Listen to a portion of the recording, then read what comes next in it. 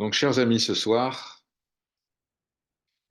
nous allons partager un échange un peu vif, parfois, entre Sri Ananda Mahima et un disciple qui la questionne au sujet du maître véritable, qui lui pose des tas de questions en disant, mais c'est qui le maître véritable? Comment le reconnaît-on? Comment peut-on le trouver? Est-il vraiment nécessaire? Vous verrez toutes ces questions.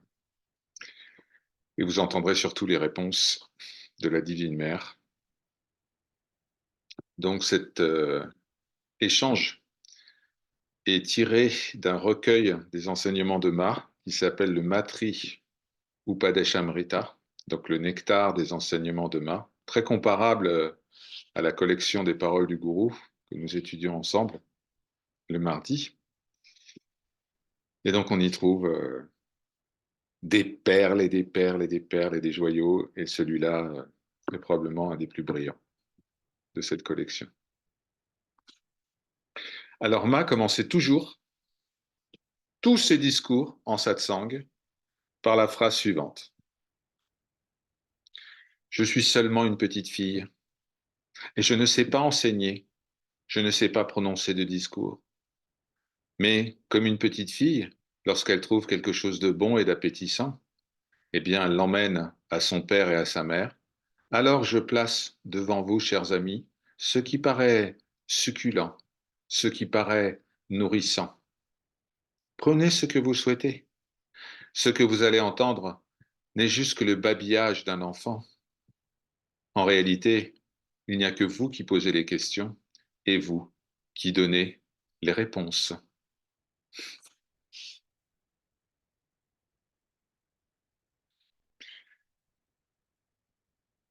Question du disciple. Qu'est-ce que le gourou Ma? Ma répond. Le gourou émerge depuis l'intérieur. Lorsqu'une quête authentique se produit, alors la manifestation du maître authentique se produira également. Le 1, prenant lui-même la forme du gourou, amène devant le regard du disciple ce qui devait se manifester. Celui qui se manifeste en tant qu'attente, en tant qu'espérance de trouver le gourou, se manifeste aussi en tant que réponse à cette quête. Mais il est nécessaire que la recherche soit authentique. Alors à chaque moment, soyez en attente du Seigneur, qui se manifeste sous la forme du Maître. Lorsqu'un vrai dévot est là, alors le véritable Maître se manifeste. Lorsqu'il y a un véritable besoin du Maître, son apparition est logique. Tant qu'on n'a pas été initié par un Maître, le devoir du bhakta, du dévot, est simplement d'étudier les textes, de répéter les noms du Seigneur, de méditer, de chanter le nom qui vous convient le mieux. Mais afin d'atteindre cet état sublime de bhakta, de dévot, dévouez-vous entièrement à ce qu'on appelle la satkriya, cette action qui n'a pour but que le un, que l'éternelle réalité.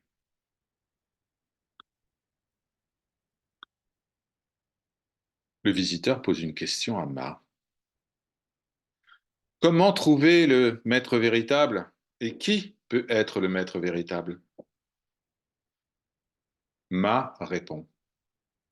Dieu, le Seigneur, est le maître véritable. Dieu utilisera le maître comme instrument et montrera lui-même la voie juste aux disciples.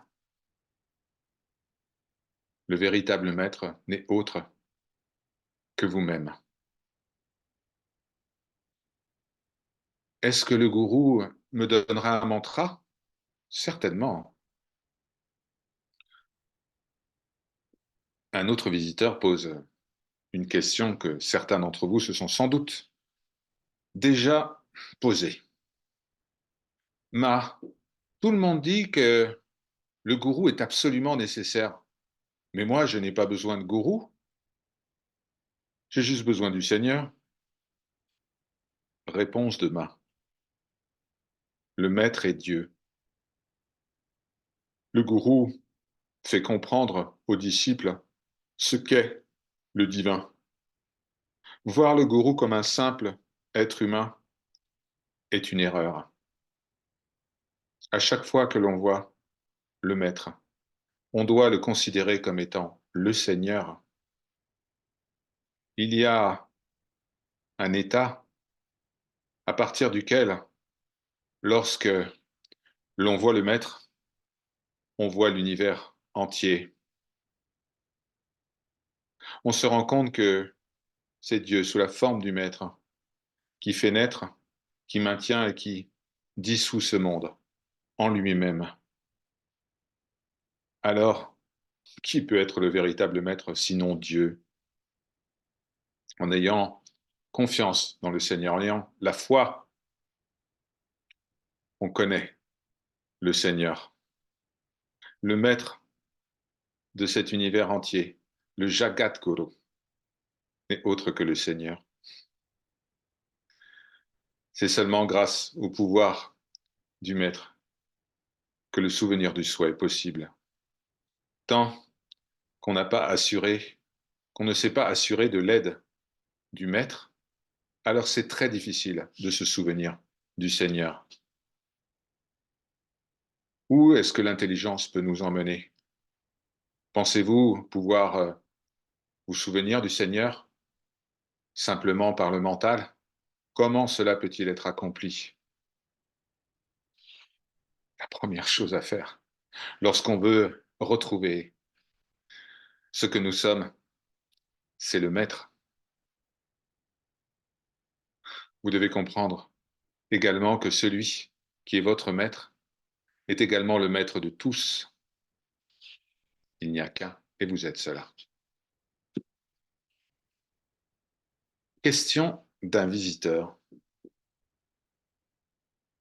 Est-ce qu'il n'y a qu'un seul gourou du point de vue du monde? Ma répond. Les gourous semblent avoir plusieurs aspects. Certains gourous vont donner des instructions spirituelles, d'autres vont enseigner, d'autres vont donner l'initiation, d'autres vont confier un mantra, et certains, par simple toucher, pourront transmettre ce qu'on appelle la Shaktipat, l'énergie divine. Tant qu'il n'y a pas de désir, d'un désir puissant de se réfugier au pied du gourou et de recevoir l'initiation, il ne faut pas être initié. Priez, demandez au Seigneur de vous accorder un maître véritable. Ne vous faites pas initier ou ne recevez pas l'initiation parce que quelqu'un vous a dit de le faire. Sinon, vous allez le regretter. Dès que vous avez accepté d'être initié par un maître, vous devez vivre selon ses instructions. Lorsqu'un mariage, un tel mariage a été conclu, il n'est pas possible de le défaire. Question d'un autre visiteur. J'étudie dans la ville d'Allahabad et j'ai un gourou qui s'appelle Swami Ramatirtha. Lorsque j'ai eu 11 ans, j'ai entendu parler de lui et je l'ai toujours considéré comme mon maître. Ma répond. Vous devez comprendre que dès que vous avez trouvé un maître, vous ne pouvez pas en accepter un autre. Vous devez suivre ce qu'il vous recommande. Chaque jour, priez le Seigneur afin qu'il se révèle à vous. Contemplez le Seigneur. Pour vous, c'est l'enseignement de Swami Ramatirtha qui est important. Mettez en application ce qu'il vous demande. Mais est-ce qu'on peut prendre directement Dieu comme gourou? Pourquoi y a-t-il besoin d'un intermédiaire? Ma répond. Si vous voulez rencontrer l'empereur, il vous faut d'abord demander une audience. Selon cela, vous ne recevrez pas la permission de le rencontrer. C'est pourquoi un maître est nécessaire pour rencontrer le Seigneur, afin de recevoir la bénédiction, d'être avec un maître, méditez sur le Seigneur. Si vous méditez régulièrement, le maître se manifestera. Ne vous inquiétez pas, gardez toute votre attention sur le Seigneur. Sachez que si vous avez besoin d'un maître, eh bien, le Seigneur vous en trouvera un. Soyez simplement impatient de trouver le Seigneur. Plus vous ferez d'efforts en la matière, plus rapidement vous pourrez rencontrer le maître.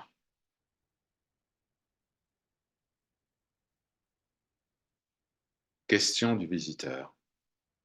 Nous ne voulons pas être malheureux et pourtant cela se produit. Nous voulons être heureux de manière authentique et pourtant cela ne se produit pas. Mais pourquoi? Votre désir, votre désir de vous rappeler de votre véritable nature et de goûter ce que vous êtes, ce pur bonheur, ce désir n'est pas assez intense. Faites appel au maître. Mais comment trouver le maître? Cherchez en vous-même. Comment chercher, ma? Si votre enfant était perdu, que feriez-vous pour le retrouver?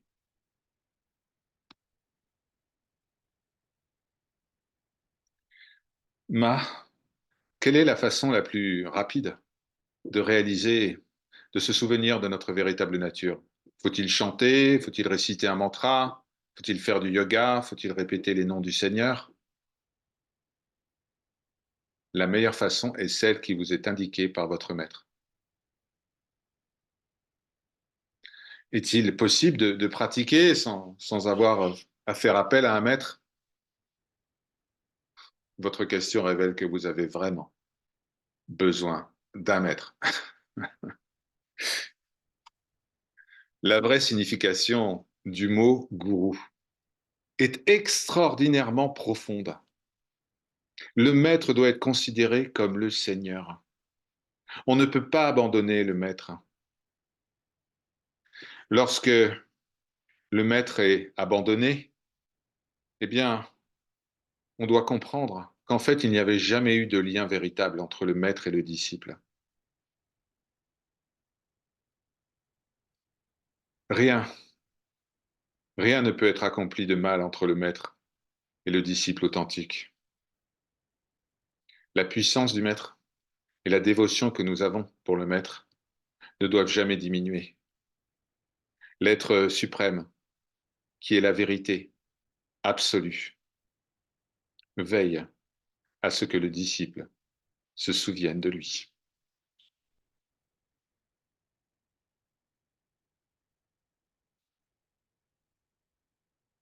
Ali Om Tat Sat. Ceci est parole de vérité.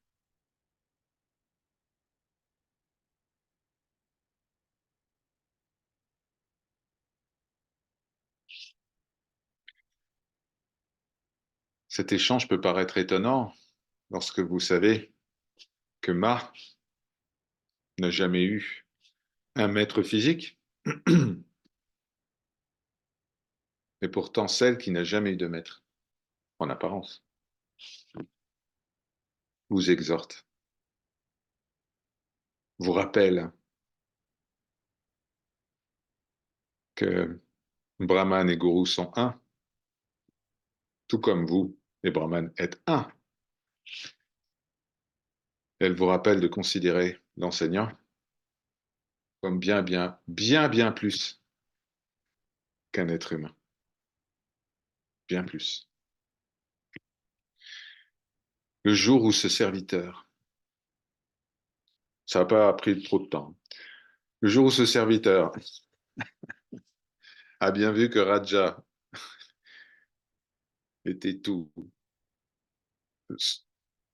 était tout, y compris un être humain, et que ce qu'était Raja est au-delà des mots, au-delà du temps, au-delà de l'espace, alors quelque chose de très puissant s'est manifesté. Lorsque vous reconnaissez le maître, en fait, vous vous reconnaissez vous-même.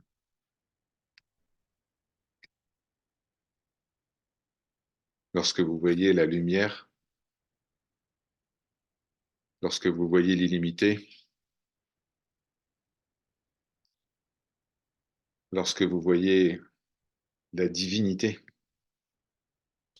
ce que vous voyez est vous-même.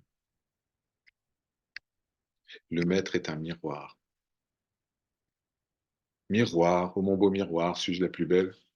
Non, tu es la beauté même, et il n'y a que toi. Il n'y a que toi. Donc on est loin, avec Ma, de casser les traditions de transmission, ce qu'on appelle la sampradaya, la tradition de transmission du message de maître à élève, très loin, comme vous voyez. Ma, dans la plupart des satsangs, incite les visiteurs qui lui posent des questions à s'en référer à leur propre maître. Elle dit, je ne suis pas votre gourou. Si vous avez une question, posez-la à votre gourou. La seule chose que je peux vous dire, c'est aimer votre gourou comme si, c'est pas comme si, aimez votre gourou car il est le Seigneur. Alors il y a plusieurs types de gourous, comme vous le savez.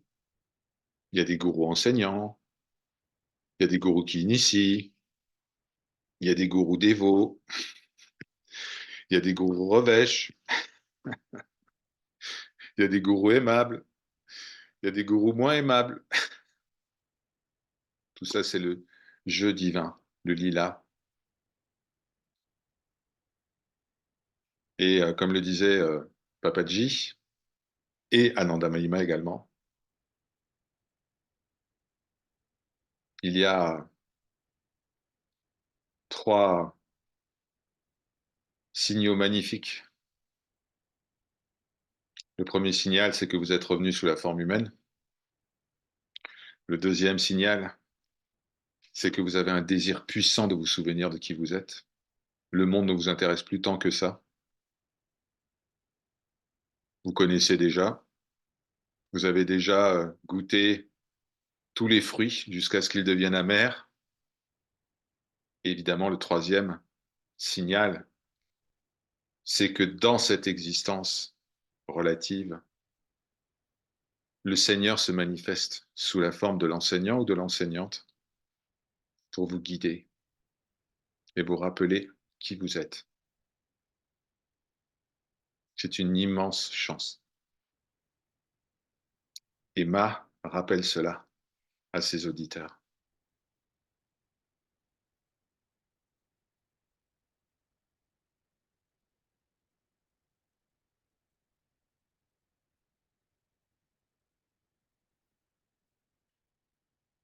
Vous pouvez poser des questions si vous le souhaitez. Ce serviteur va maintenant interrompre l'enregistrement par sa grâce. Om Jai Shri Ma.